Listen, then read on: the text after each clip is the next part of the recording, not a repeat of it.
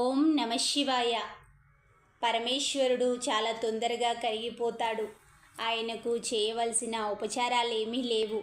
ఆ గరళకంఠుని శివలింగం మీద చెంబెడు నీళ్లు, కాసింత విభూతి, బిల్వపత్రదళం సమర్పిస్తే చాలు, ఎంతో తృప్తి పడతాడు.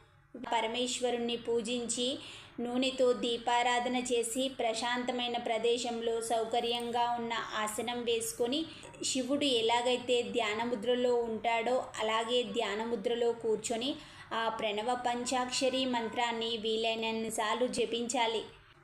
ఇక్కడ లెక్క కూడా అవసరం లేదు. ఎందుకంటే లీనమై చేసే పనిలో లెక్క పెట్టుకోవడం అనేది ఉండదు.